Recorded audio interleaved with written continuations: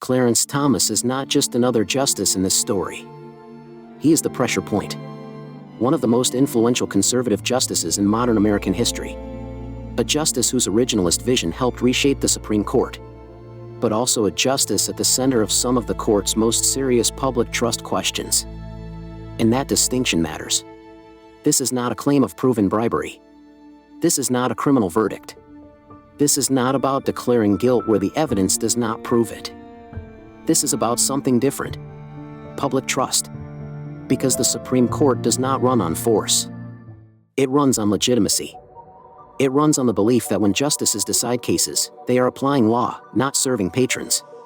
And when gifts, friendship, luxury, ideology, family interests, disclosure rules, and constitutional power collide, trust becomes the case before the court. The Thomas story is not only about one trip. It is not only about one donor. It is not only about one form. It is about the public watching a justice with lifetime power and asking a hard question. Can he police himself? That question became sharper after reporting about luxury travel and hospitality connected to billionaire Harlan Crow. Private trips. Exclusive retreats. High-end hospitality. A world most citizens will never enter. Thomas has defended himself. He has said he was advised that personal hospitality from close friends was not reportable. That defense belongs in the story. But so does the concern. Because when a justice receives major hospitality from a wealthy friend, the public does not only ask whether a technical rule was broken. The public asks whether the system is strong enough to protect trust. That is the heart of the issue. Disclosure is not paperwork trivia. Disclosure is one of the ways democracy protects itself from hidden influence. It lets the public see what should be visible. It lets questions be tested in daylight. It reminds powerful people that public service is not private life when public power is involved. So when disclosures are incomplete, later amended, disputed, or explained after reporting brings matters to light, the issue becomes bigger than forms. It becomes credibility. Then comes the question of friendship and access. Friendship is not illegal. A justice can have friends. A justice can have private relationships. A justice does not stop being human because he serves on the court. But the Supreme Court is different. Its justices hold power for life. They do not run for election. They do not answer to voters. Their decisions can reshape rights, elections, agencies, criminal accountability, and presidential power. So the standard cannot be ordinary. The appearance of impartiality matters.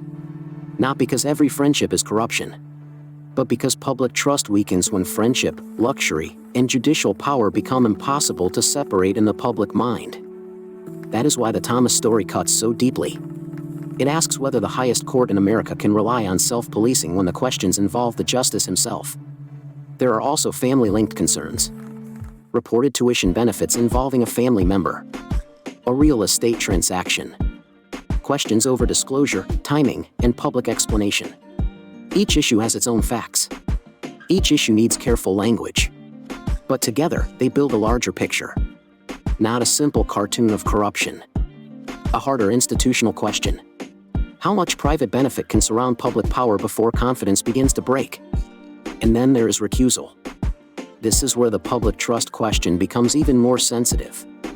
Ginny Thomas's political activity after the 2020 election raised public concern because cases connected to January 6, Donald Trump, and election-related disputes came before or near the court. That does not automatically decide the issue. It does not prove how a justice would rule. But it does raise the question the public is allowed to ask. When should a justice step aside? And who decides? Too often, the answer is the justice himself. That is the self-policing problem again. The court asks the public to trust that the person closest to the concern can also be the final judge of whether the concern matters. That may be normal inside the institution. But outside the marble walls, it looks different. It looks like a closed system. And closed systems are dangerous for trust. The careful point is this. Clarence Thomas has not lost his vote because critics distrust him. He remains a Supreme Court justice. His opinions still matter. His legal philosophy still shapes American law. His defenders argue he is being targeted because of ideology, because he is a powerful conservative voice, and because his critics dislike his rulings. That defense also belongs in the story. But public trust is not protected by pretending the questions do not exist. A justice can be ideologically important and ethically questioned at the same time. A justice can have defenders and still create appearance problems. A justice can deny wrongdoing and still face a legitimacy crisis. That is the tension. This court is not symbolic. It is changing America. And Thomas has been central to that change. On gun rights. On agency power. On religion. On civil rights. On executive power. On the reach of federal authority. His voice matters because his vote matters. And his vote matters because the court matters. That is why the ethics story cannot be separated from the constitutional story. When a justice has enormous power, the public has a right to expect enormous transparency. Not perfection. Transparency. Not political obedience. Accountability. Not agreement with every ruling. Confidence that the rules apply even at the top. Because once people stop believing that, every decision becomes suspect. Every ruling becomes politics in a robe. Every legal argument becomes a cover story. And that is poison for democracy. Canada should watch this carefully. Not because Canada gets to judge America from a distance, but because democratic pressure travels. Distrust travels. Court legitimacy travels. If the highest court in the United States struggles to explain gifts, access, disclosures, recusals, and self-policing, every democracy should ask how its own institutions protect public trust. That is the lesson. This is not only about Clarence Thomas. It is about what happens when lifetime judicial power meets private access. It is about what happens when disclosure becomes reactive instead of automatic. It is about what happens when the public is told to trust a system it cannot fully see. The court still has power. Clarence Thomas still has power. But the question is trust. Can the public trust a justice to police himself when friendship, luxury, ideology, wealth, family politics, and constitutional power all collide? That is not a small question. That is not a partisan question. That is the public trust crisis.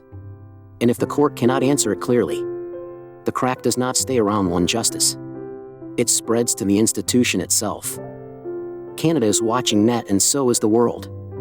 1K in videos for your enjoyment and study. Big hugs, Big Dave. Slava Ukraine. Support democracy today by supporting Ukraine at United 24 Media.